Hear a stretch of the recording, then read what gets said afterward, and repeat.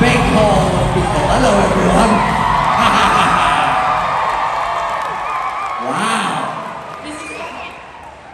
This is quite a big hall, right? Yeah. I mean, I can't even see. No. Well, it's lovely to see you all. That's all I know. How's your morning going, David? My morning is great, Tiffany. How's yours? Good. It's great to see lovely faces. Isn't it nice? Hello, everyone. All right. Shall we get started? Sure. I'm sure you heard there's some Doctor Who fans in this. Welcome. And you know, a little bit of spoilers, but you're heading back to Doctor Who. I think it is no longer a spoiler because I have reappeared now on screen. Yes. So yes, it is. We can't pretend it's not happening anymore. As the 14th Doctor. As the 14th Doctor, yeah. How did it feel to step back into the TARDIS? It was really joyful, actually. It was lovely. Back with all the people I was doing it with last time. Russell T Davies is back writing the show. Catherine Tate was back there. Phil Collinson, the producer, Julie Gardner, the exec, all back on it. And even we even got to film some scenes with the late great Bernard Cribbins. So it was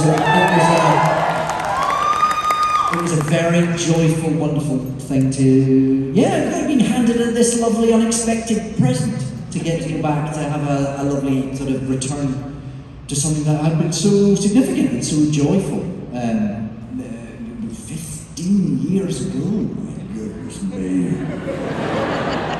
I mean, I know time is relative, but my goodness. And for the 60th anniversary. So it is a celebration of the show, too. It's a celebration. It's always a celebration of the show. Yeah. Well, you are going to be now the most regenerated Doctor, I think, because you regenerated 3 times as 10. I never stop regenerating. It just keeps happening. It just keeps happening. So now you're the winner. You're special. How does that? Do you think? Do I get a prize? You'll be on all of the trivia competitions. As long as I'm a trivia. The answer to a trivia question is sort of what one aims for in life. As long as it's a positive trivia question. I suppose you don't want to be. Let's not go there. But you don't want to be the answer to, which Doctor has spent most time behind bars. Let's not have that. That would be bad. Yeah. I know you can't tell us anything about the special. Oh, come on, listen. But I'll tell you anyone. I'm bored of keeping secrets. Let's just, what do you want to know? We'll leave it to the fans later. How about Sure. that? Hypothetical. As 14. Yeah. If you could go up against any classic Doctor Who, alien or villain, who would you go up against? What, as opposed to the ones that I may or may not be going to As opposed to in the actual you have to show. eliminate those, and then everybody can have their speculation online. I don't know. I always used to say I wanted to go with the Zygons, and we did it on the 50th anniversary. I got to go with the Zygons, so I feel like I ticked that box. I don't know, something really obscure. I loved when we did the show originally, because Russell T Davies, of course, is such a massive fan, as I am. And he's been studying this show all his life. He would slip little things in, like, there was the episode Gridlock, where we suddenly had a reappearance of the Macra, who hadn't been on Doctor Who since 1966 or 7. And it was just a little passing reference for anyone to go, so I'd quite like that. Maybe if we could have, I don't know, we could have a mandrel just wandering in the back of shot, maybe. Or a sensorite in a lavatory as we walk past him, something obscure that would only mean something to the very hardcore fan. I quite like those little references. An alien Easter egg. An alien Easter egg, that's it. Possibly an actor. Coming out of an Easter egg, Yes. yeah. That would be very meta, wouldn't it? Very meta. If we had the Naimon coming out of an Easter egg. Speaking of unexpected returns, you are also coming back to Good Omens for a season. Yes! I can't tell you how much you would please the creators of Good Omens to be coming into a hall that had recently had a sing-along to a Queen song. That would mean an awful lot to all of us on Good Omens. That was lovely to hear. It was lovely. And everyone was singing so well. Yes, it's a beautiful. crowd. Yeah, because those who know that original book know that the Songs of Queen are very important to it. We thought we were going to do series 2 without the Songs of Queen. We haven't. We've got the Songs of Queen. Just on repeat, starting with that. Yeah. So for those of you who are not familiar, Good Omens, wonderful series. Season 1 based off a great novel by Neil Gaiman and Terry Pratchett. Yes. But the series ends where the novel ends, and there's no sequel. There is no sequel. Okay. There was certainly no novel, but Neil will tell you that him and Terry had talked about the potential for a sequel. So there are ideas that were created back in the day that Neil plundered a little bit of for series 1 actually, and is continuing to plunder going forward. So Terry is still in there. Terry's ideas are still very much there. And there are a couple of Terry Pratchett Easter eggs in series 2 for the eagle-eyed. Yes. That's exciting. So Aziraphale and Crowley's relationship spans through centuries. Yes. So in one of that play a lot of different Crowleys. Yes. Which one was your favorite to play? Ooh, that's a good question. We had a great deal of fun coming up with looks, obviously, because Crowley is he's always a sort of punk version of wherever he ends up. He's a kind of, he likes to live very much at the sort of cutting edge of the moment in history that he's living through, unlike Aziraphale, who just kind of bumbles on, sort of wearing the same gear. Crowley likes to kind of jazz with the looks of the moment he's in, so it was great fun getting to create them. Which was my favourite? Probably, I quite liked the Elizabethan look in the that we filmed in the Globe in the Shakespeare scene. With his little tiny spindly little beard. The armour was pretty exciting as well. Getting to wear a full suit of armour, incredibly uncomfortable. I defy anyone to fight a war in that stuff. Really difficult. Although you did feel pretty safe. Was it really hot? No, we were filming in the middle of a field in November. It was freezing cold. And metal conducts the cold quite well, it turns out. So don't fight a war, and especially not in winter. Yeah, let's avoid that. Important facts to take away with Yes.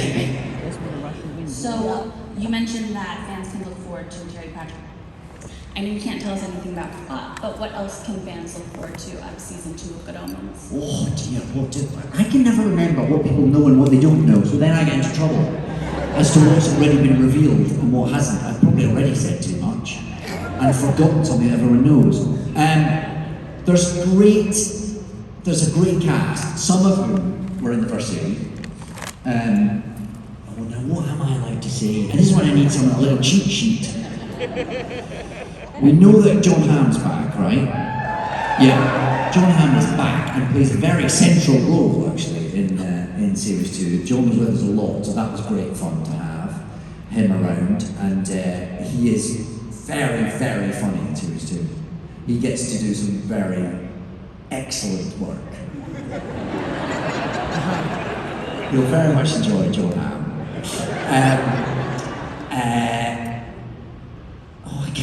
I'm desperately nervous of saying something I oughtn't to. It won't be long, you'll see it soon, it'll be on the telly. You can just watch it. Thank you for trying. I tried. We appreciate it. One other big role you've played was Scrooge McDuck in DuckTales. Which was a pretty big success, I think everybody could say. Were you surprised by its success? I suppose so, yes. I sort of missed DuckTales the first time round. I think I was neither too young nor I wasn't young enough to be enjoying it as a kid, and I didn't yet have kids to be enjoying it as a parent. So I sort of missed it. But the rest of the cast were a little bit younger than me, and they all lived through it, so they were all so passionate about it. I sort of understood what it meant to people, kind of after I got the role. So I got up to speed very quickly on how much it meant to people and how excited people were to have this show back in their lives. And then, of course, a whole new generation who didn't know what they were getting.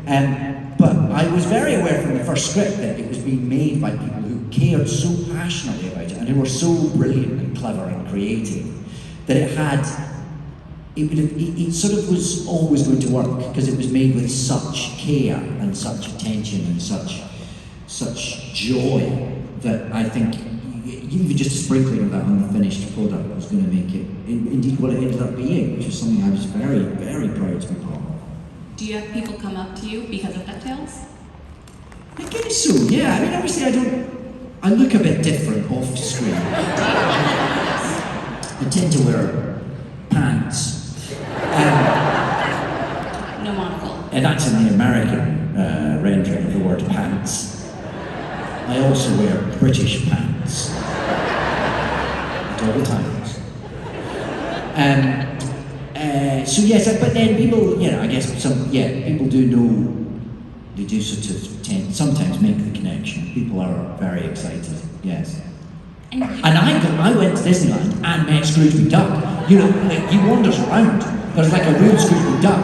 And I was quite starstruck. Yeah. A celebrity. Yeah. Because there's something, to see them in the flesh, or in the feather, or whatever the term is, it was quite giddy making to hang out with Scrooge.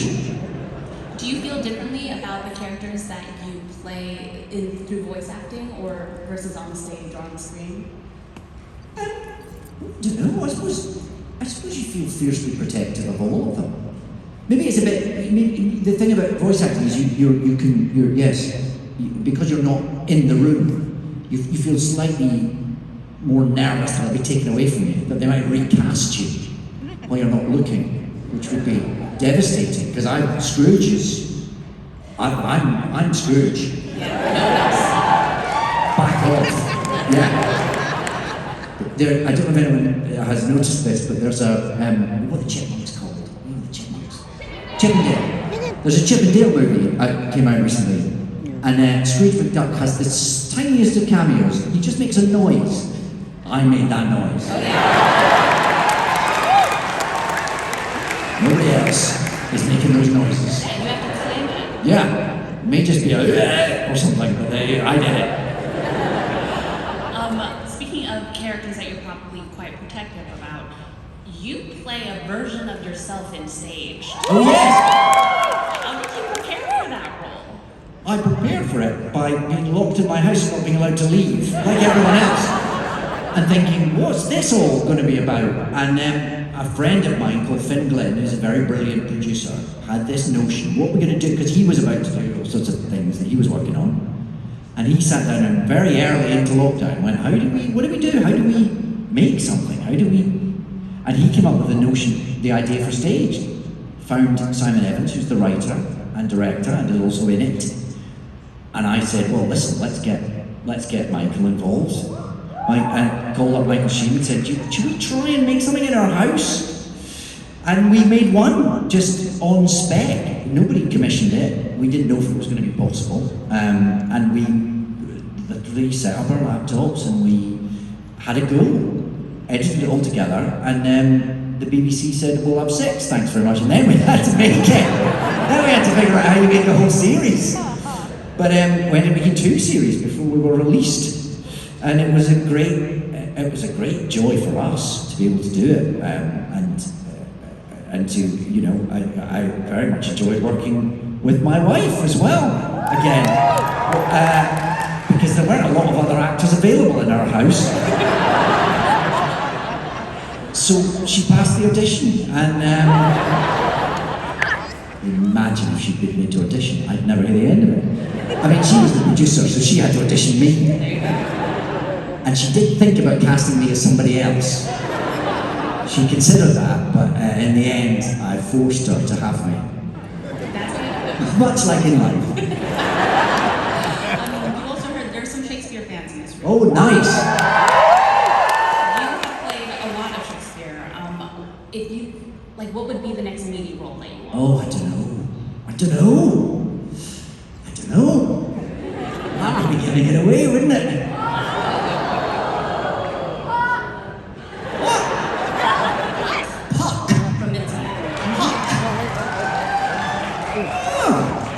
Usually played by a sort of young thing. You're going to be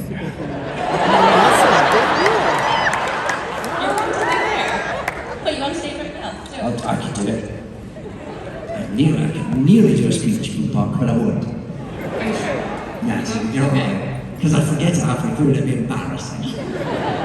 One last question before we open up to fan questions. You've played all these icons throughout your career. You played the Doctor.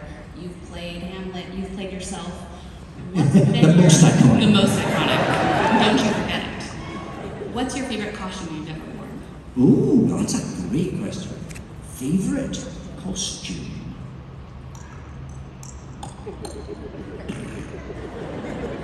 I don't know. That's hard, isn't it? Because there's different answers to that. There's most comfortable, which is probably something I wore on stage. And then there's the one that's sort of, I suppose, costumes it's almost after you've finished it that something becomes so recognisable with a character. And I suppose it would be something like with the Doctor or with Crowley, who wear sort of a version of the same thing. There's something it's very nice to sort of get back into that when you've been away for a while. But I don't know. I'm very pleased with the costume we came up with for the last version of the Doctor. I must say, I'm very pleased with that. The coat's got a lovely swish to it. Well, I mean, you'll be back in the TARDIS soon, and we're all very excited about that. And you'll be back on Good Omens wearing Crowley clothes. Exactly. So, soon enough. Somebody's calling me, hang on. Mysterious phone. Oh, who's that? It says spam risk, Malibu, California. You know you can sue people who do that. Do you think that's a scam? Why does it say spam risk? What does that mean? Are they from off? I think they got the fear. All right, let's start with some fan questions. Let's do it! Yes, let's start over there. Hi, I'm Cinderella Hoggy Andrea, and I have given outfit somebody else, but we saw each other several years ago, and I had so much people. I had given you a book and photos for me in a blue outfit for the house. I want the German we will give the first show we had in Washington States, the Doctor Who, and I had never found out you ever got this program for me, and you are so busy, and I like say thank you for coming back and having time now say hello finally after we missed you. I missed you several years and give you my gift. Well, it's very nice to see you. Thank you so much. And your name is really Cinderella. Yeah, it's a French. It's Cinderella Helga, and it's French. It goes back in the 1600s. The French like it and go back to the Roman time. And I know German, it says Aschepul, and Cinderella is the girl in the cinder. Well, I've never met somebody who's actually called Cinderella. It's a beautiful name. Cinderella Helga, thank you so much. Thank you. And thank you, I'll see you again. Yes, I hope so. Thank you. Hello. Hi. I'm Emily. Hi, Emily. I live in London. Yeah, sure. This is not the question I was planning to ask, but I was My thinking something you just microphone said. will be shut off. You know, in Turn Left, when the Doctor dies, Yes. and you didn't play his dead body, I would say. Furious. Did you ever figure out who did?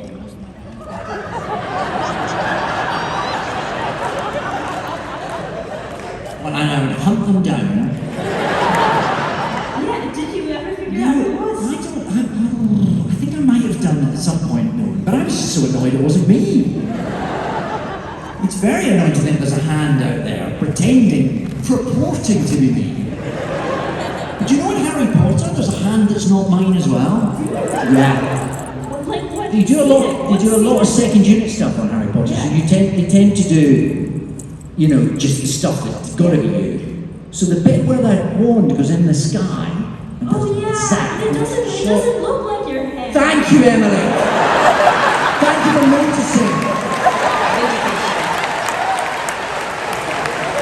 I feel seen, thank you.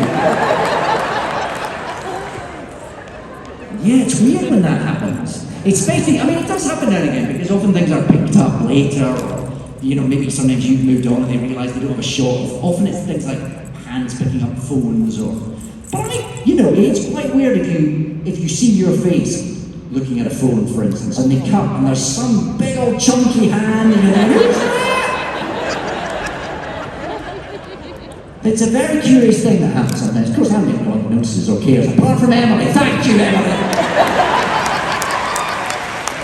You need like actors' rights for hands. Actors' rights for You need hands. to sign off. Yeah. Although the truth is sometimes you're like, you could be 400,000 miles away doing something else, and they're like, we just need a picture of your hand. You're like, all right. Let the guy with the big hands do it.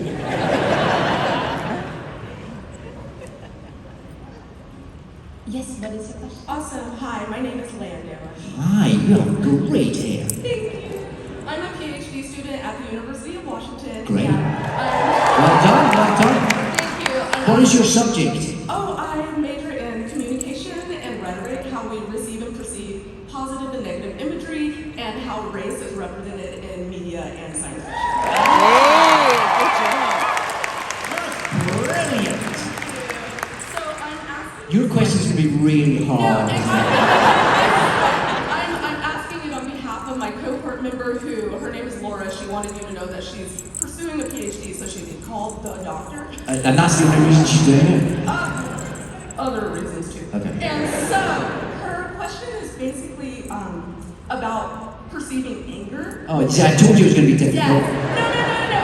But as the doctor, you did, especially, it was a scene where Donna lost her grandfather and you direct anger towards him and your own mortality. It was a powerful performance. Where did you draw inspiration for performing anger, and how did you make that part of the doctor's character?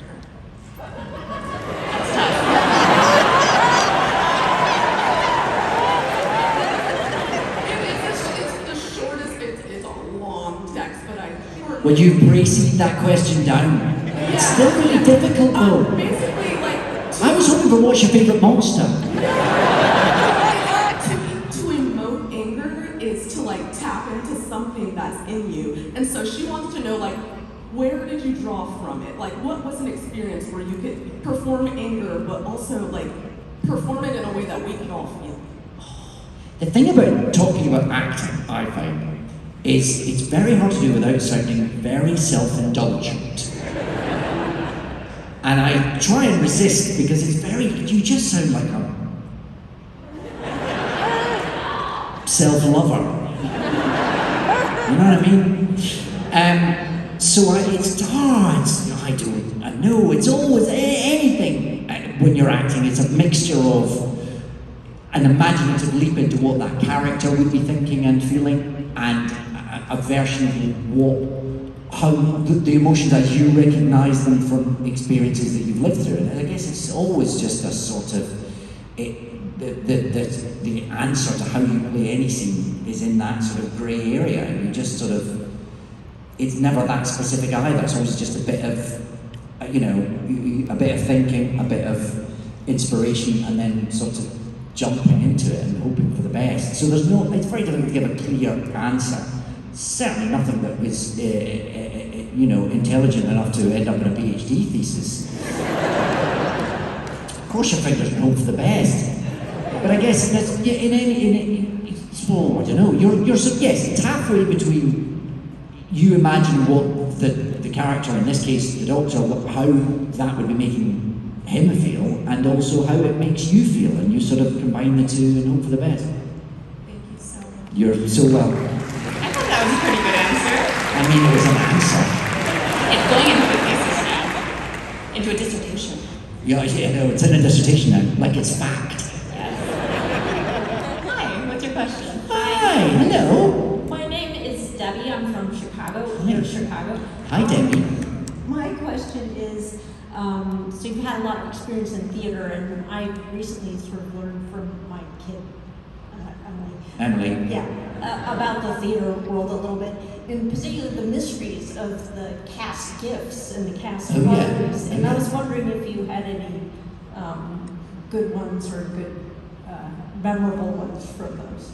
Oh, there are sort of theatrical traditions about first nights, where everyone gives each other gifts, and which is lovely, but can also be a bit of a pressure, because you feel like you've got to sort of get it right. And also when you're coming up to the first night of the play, you're sort of quite preoccupied with your own sense of mortal terror about going on stage and doing this play for the first time, and critics coming and all that stuff. but you also have to make sure you've written lots of cards and got everyone nice presents. And there's always a bit of a pressure. I don't know, oh, what's a nice one? Well, everything's always very nice. It's lovely to, for anyone to remember you in moments of high stress like that. I'm just amazed you ever get through it. But yes, all that stuff can be lovely and also a little bit of a pressure to get right. And I'm never very good at it. I don't know that I've got any particularly good ones to recount. It's just you always sort of about 2 days before the opening night, you suddenly sort of wake up, usually in the middle of the night, and go, I'm going to get 400 presents and write 19,000 cards. And what's the name of that guy on stage door and all that stuff. So yeah, it's a pressure that one could probably do without, but it's a lovely tradition all the same. Thank you for your question. Hey, what's your question? Hi there, my name is Jean Marie. I'm from here in Seattle. Oh, And thank you. I wanted to ask, what was your inspiration or how did you come up with the crazed face for Barty Crouch Jr.?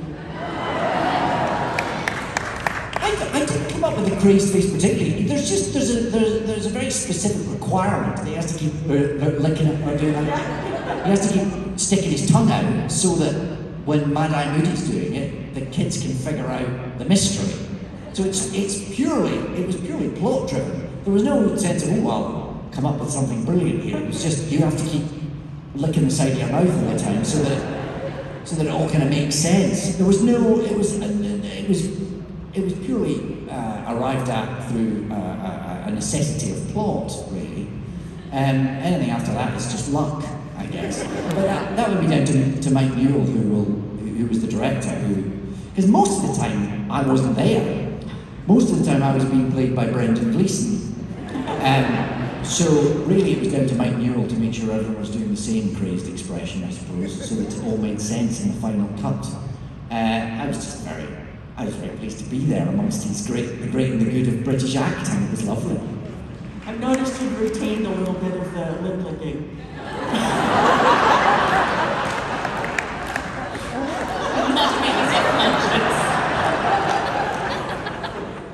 I've left my lips out. Thank you for your question. Thank you. Hi, what's your question? Oh no, I know. Here it is. Hi, my name is Reed. Hi, I'm Reed. from DC. Sorry, I'm just making sure. Awesome. So you talked about your Shakespearean roles. Go ahead. And Is that better? I was Apparently I wondering. lick my lips a lot. I don't know. Me too. And I was wondering if you had. All right, judgy. I was wondering if you had a These are favorite. perfectly smooth. I believe you. I'm very moist. Come on. You don't need to lower the tone. Go ahead. I was wondering if you had a favorite Shakespearean leading lady or heroine. Oh. Oh my.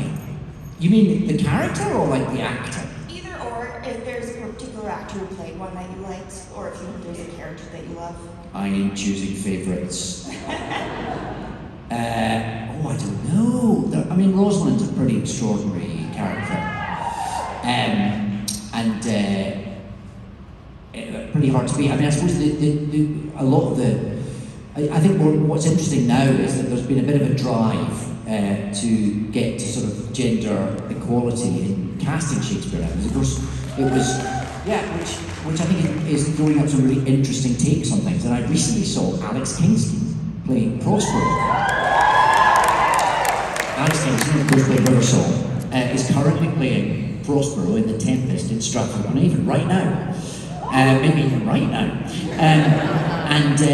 I went to see that, having never seen Prospero played by women before. And sometimes this sort of gender realignment that Shakespeare is going through, enjoying, I would say.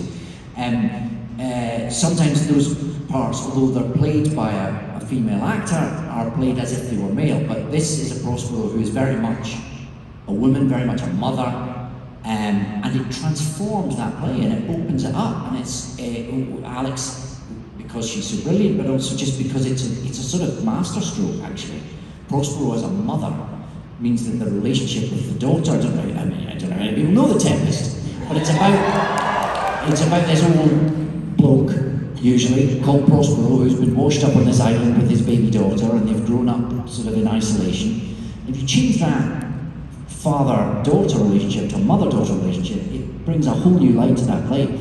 So I think we're enjoying a lot of that at the moment, where in an effort to, Shakespeare was writing at a time when women weren't allowed on the stage, the female roles were played by boys at the time. So now, we can readdress that, and some of the parts that have been traditionally played by blokes for hundreds of years are now getting played by women, and it's doing some incredible things to those plays. It's really exciting.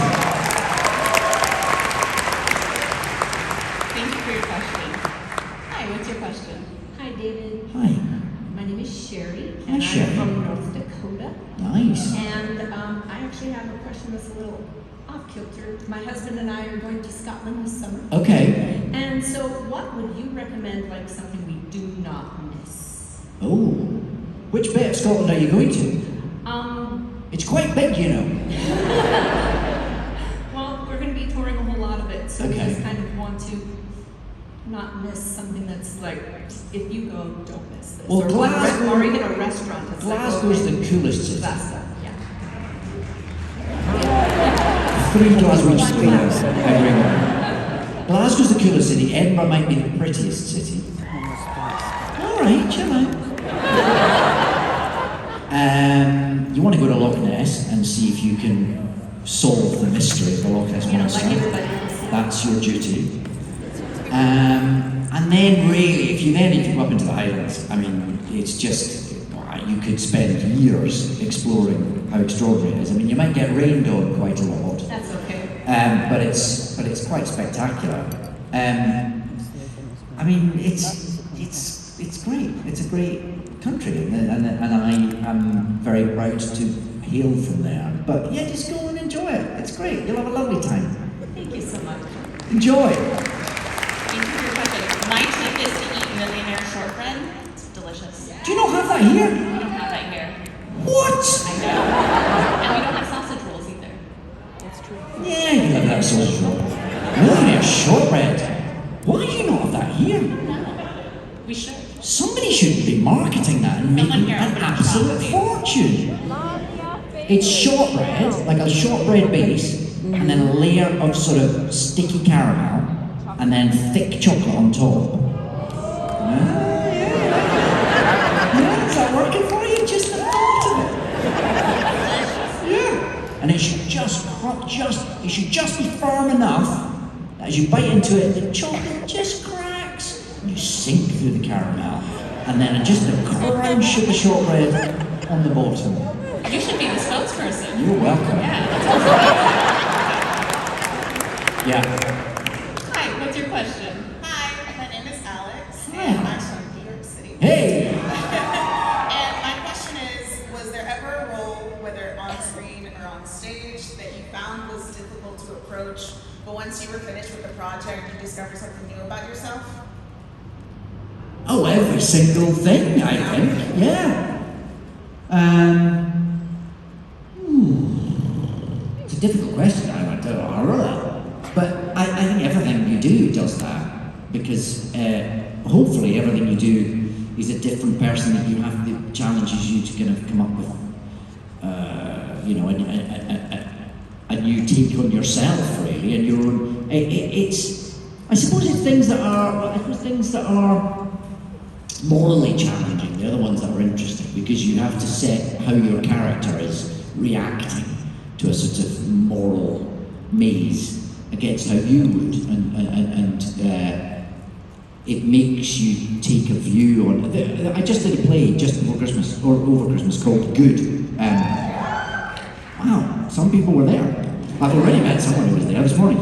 And that's set in Germany in the 30s, the rise of the Nazis, and it's not looking at it politically. It's looking at it as someone who is sort of living through it, and as the world around you is kind of taking some quite, how do I put this? Making some choices politically that take the world in a negative direction. at what point do you stand up, especially if it's happening incrementally, as indeed it did in Germany in the 30s. I mean, nobody really saw Hitler as the threat that he was initially. He seemed like a figure of fun to a lot of people. They all thought it would blow over. And as the government was making these decisions that incrementally took that country, and indeed later the world, to some very dark places, at what point do you as a citizen sort of go, hang on, whoa, enough, thus far and no further, this is the point where I stand up, this is the point where I say, this is actually wrong now, and I'm willing to risk possibly my own safety for the greater good. And that was quite a challenging play to do every night, because it made you keep challenging yourself, especially as we live in a world where things are very polarised, where things are moving in some quite unusually scary directions, and you as an individual have to keep sort of challenging yourself to go, is this okay? Am I okay living through this, supporting this by not standing up? When do we as individuals have a duty to society as opposed to a duty to ourselves? And balancing all that against the safety of yourself and your own family. I think all that was a really interesting character to live with, because the character in the play arguably always took the easy decision, because, you know, okay, I don't like what they're saying about the Jews, but it'll blow over and it's safer for me not to get involved. For instance, you know, they're burning the books. This is not great. But, you know, I don't know that it's my turn to stand up and, oh shit, I'm burning the books, but I'm sure they don't really mean it. And we can always justify, and we can always simplify, and we can always excuse ourselves from making the stand. And that's a difficult thing I think it's difficult to know you're living through history when you're actually just going about your business and trying to survive like we all are. Sometimes knowing when the moment when we all have to go enough and no further is very difficult. And I'm sure it's a moment I have failed with and will continue to, but we all have to be alert to that, I think. Yes, please. You were trying out the context of an individual and kind of the reality of society. What was it like playing that role in the reality of society right now? Well, I think it was a play about anti-Semitism, which, as we were performing it, there was all the stuff that came out with Kanye and how people reacted to that, and when people make a stand, and what we excuse and what we don't excuse, and all that stuff is a constant challenge. We have to always be kind of going, hang on, no, we all have to be accountable for our actions. We all have to be able to stand up at the end of the day and go, I did that and it was the right decision, and that's difficult. And it's difficult because it's very easy to look back on what happened in Germany in the 30s and go, well, obviously I wouldn't do that. But what was great about that play, I think, is it sort of cast any one of us in that moment in time when the status quo is slipping, when things that we always assumed were sacrosanct weren't any longer. And I think, I think there are moments that we're all living through right now where we see the status quo slipping, we see protections that were accepted as standard and immutable are being challenged, and that, as a father, scares me, that we could be living in a world where rights that we thought were human rights and were incontrovertible are now being challenged. Things that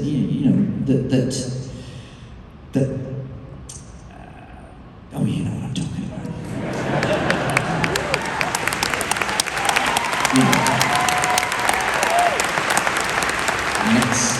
I don't like that. I want to know that my kids will grow up free and able to be themselves, and that nobody's going to have a problem with that, because, if it's just about somebody expressing who they are, then they should be allowed to do it.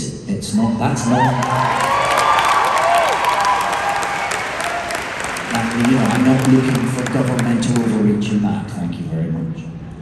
Thank you for your answer. Hi, what's your question? Hi, I'm Matt. I'm just up from Portland. Hi. Big fan of the How to Train Your Dragon universe. Oh, great. The series and the novels. Actually, my kid and I went through the entire novel series when he was younger. And having the unique perspective of doing all the books and being in the movies and do you feel that one, they fed into each other, or because they're so drastically different, it almost felt like doing something completely different? They are just very drastically different worlds. They are very different worlds, yeah. I mean, you can see they both come from the same source, but yes, they're very, very different. The way the dragon interact with humans is very different, particularly. And I feel like I know the books better because I read audiobooks of every single one of them. It took about 15 years. Well, thank you very much. I wasn't looking for a compliment. They're always welcome.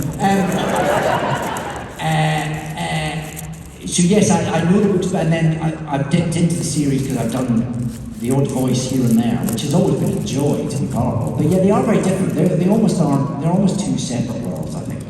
Both equally joyous. But Cressida Cowell, who wrote those novels, she's very good at creating a sort of wonderful, rich world that I think kids just love. And clearly, they've meant a lot to your family, which is lovely. And I recommend them. If you only know the movies, which are great and should be enjoyed in the series, you should also go back to the books. There's a lot of fun to be had.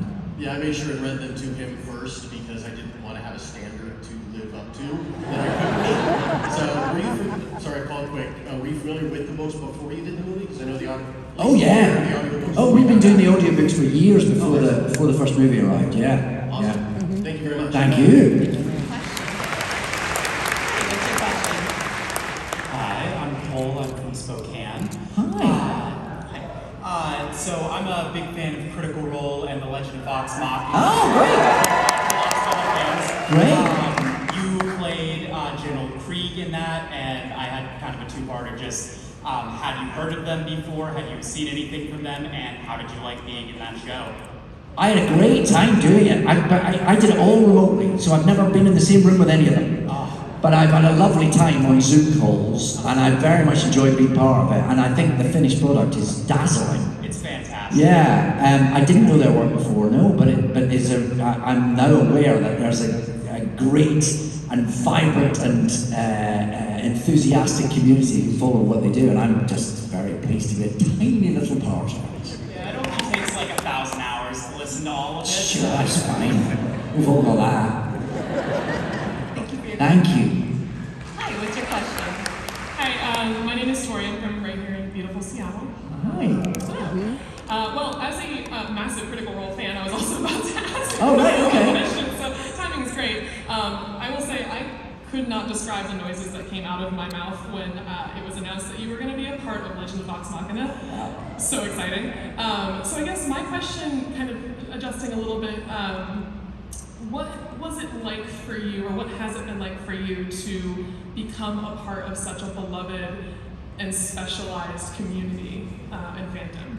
I've been quite blessed by being invited into quite a few fandoms, and I've done it from both ends. Because with Doctor Who, I grew up as a massive fan, so I was very aware of what I was getting into, and that was part of the excitement of doing it. I was aware of how precious the whole thing was. Then with someone like Good Omens, I hadn't read the book, and I accepted this role full of excitement, a bit like we were talking about DuckTales. And only after knowing I was involved did I start to meet people who would say something like, that's Good Omens, that's my favourite novel. I reread it every single year, and it means more to me than anything. And then you suddenly are aware that you've been given this very precious thing, and the terror as you break it. But it is certainly, and the Vox Machina was similar. I mean, I didn't know a great deal about it. I knew Sam because Sam does DuckTales, and that was my way into the whole thing. That's how it came about. It's sort of after the event you then meet people like yourself for whom it's just such a thing that they're so full of joy about it and means so much. And it's as long as you don't meet them and they kind of go, well, you left that. Yeah. Then it's joyous.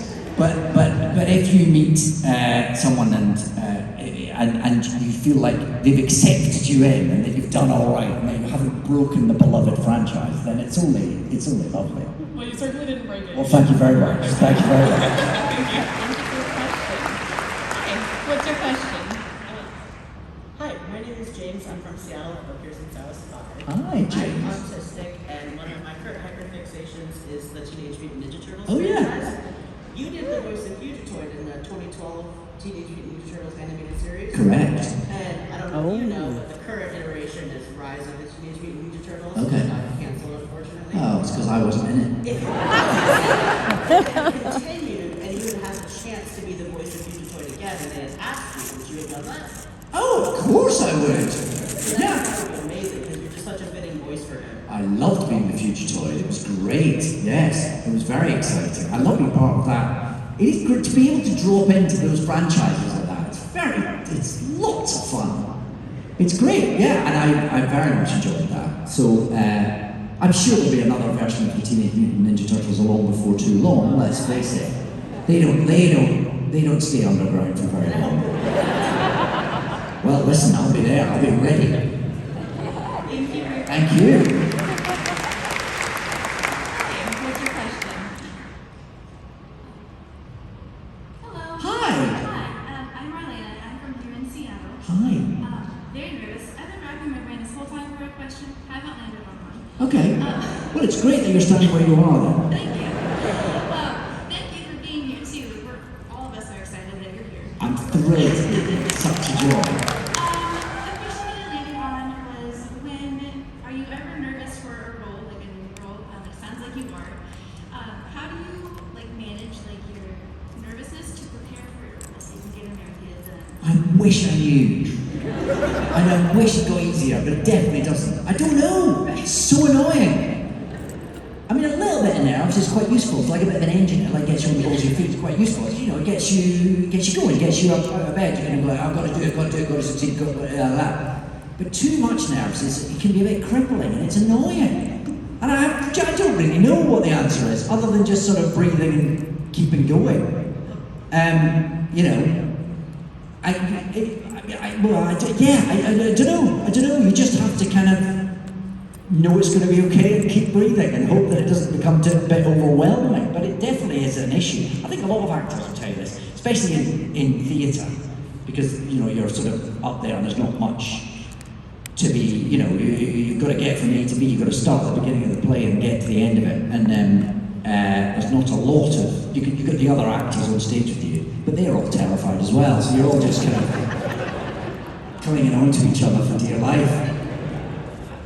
So I don't really know the answer, other than you just get on with it and hope for the best, and hope that the nerves don't overwhelm. But I've definitely been on stage going through the motions of a performance and composing the message I'm about to give to the audience, where I tell them I'm so sorry, I'm going to have to stop and go off stage and lie in a small pile and weep for the next 10, 15 years. And so far, I haven't had to do it, but I always feel like it's a breath away.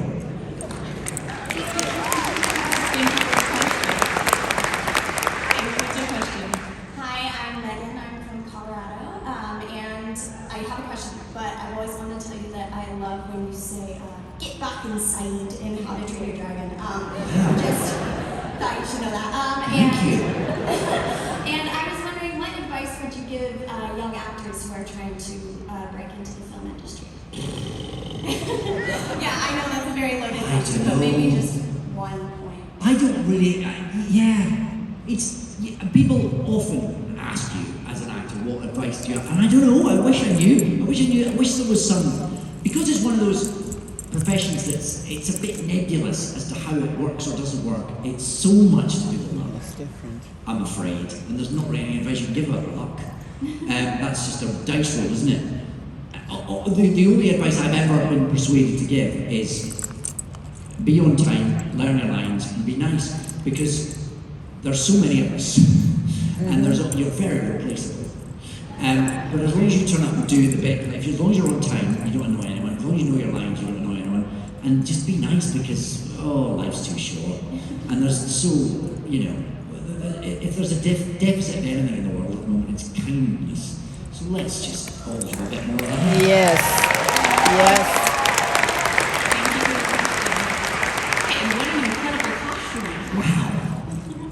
What's your question? Okay. Hi, suit. That's extraordinary. Thank you. So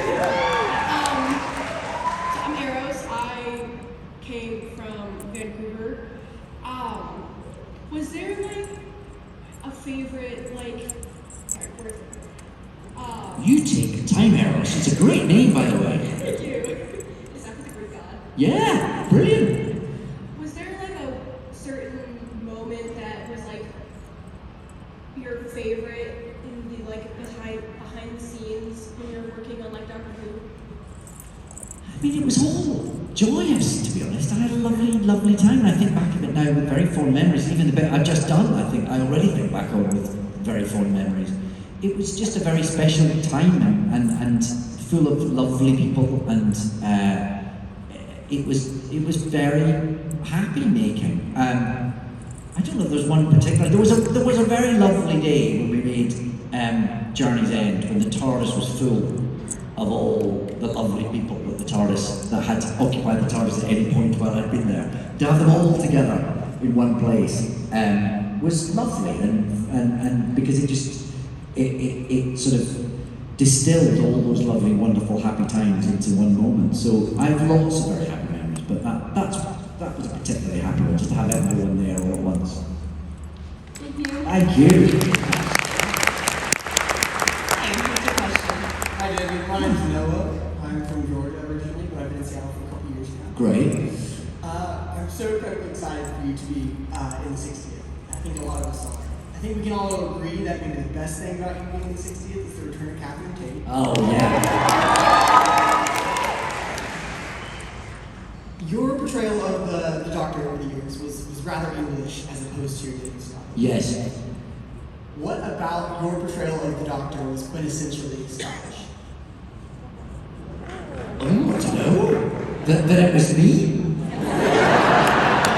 I mean, it's hard to sort of unpick beyond that, I suppose. Yeah, I don't know. I mean, yes, it was never, the whole accent thing, it was never an issue back then, because I'd just done Casanova with Russell T Davies, who was the young version of Peter O'Toole, so had an English accent, and that was sort of by accident became my audition for Doctor Who, and Russell just kind of went, do it like that. So there was never any great analysis as to why I did or didn't have a Scottish accent beyond that.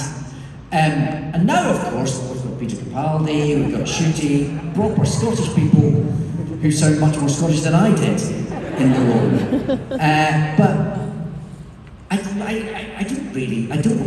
know what would be Scottish about it, other than it was played by someone from Paisley. So I don't know, maybe it's for others to judge what's particularly Scottish about that.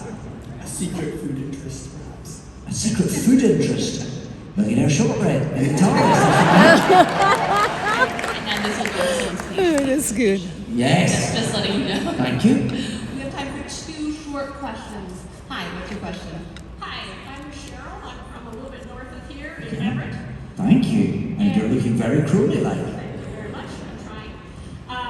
My question is about the Omens. You Hey. talked earlier about the fear of breaking the franchise. Yeah. The book, because the book is so amazing, and the portrayals that you and Mike Sheen do, the characters, are brilliant, but a little bit different from some of the things in the book. Uh-huh. They become so iconic now, in particular the relationship between the two of them. Uh-huh. And I'm curious about the difference between developing those characters from the book, which was already written, and now series 2, you've already made these characters, and the writing is based on characters that you've already portrayed, and how the relationship is different in series 2, or how you're able to build on that without having to rely on the book.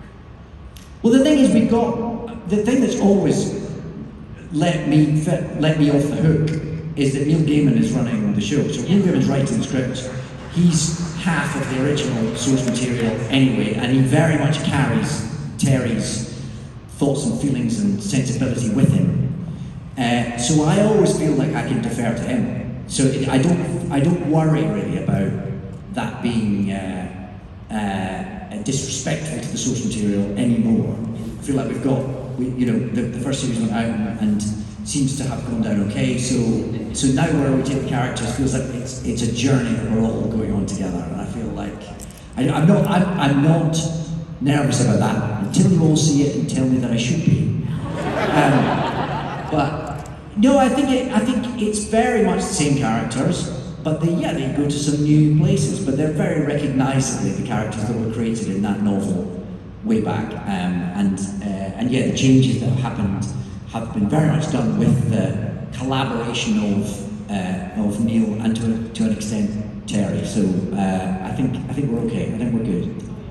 Thank you for your Thank you. Hi, what's your question? Oh, love your dress. Great artist dress. Thank you. My name is Marco. I'm from Seattle, and first of all, I think it was a coward's move to not let you regenerate into Jodie Whittaker's clothes in the finale. But anyway, based on that, my question is, if you could wear like the outfit of any of the doctors who are not you, which one would you choose? Ooh.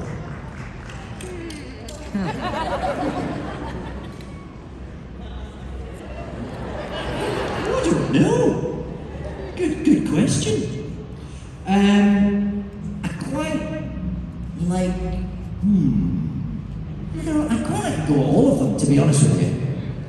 I did dress up as the Fifth Doctor once. That was fun. Just found it in a cupboard.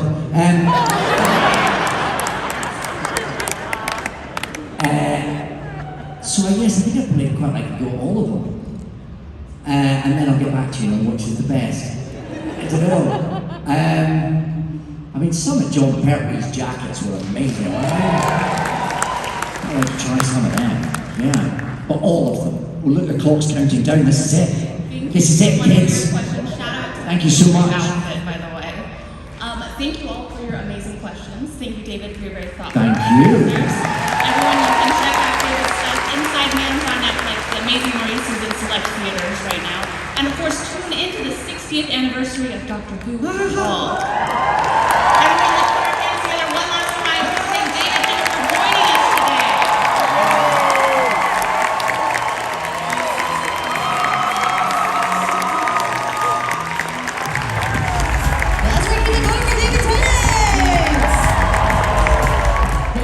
Hey guys, this is Aaron Nagel from AJ Films 28, and thank you so much for watching my videos.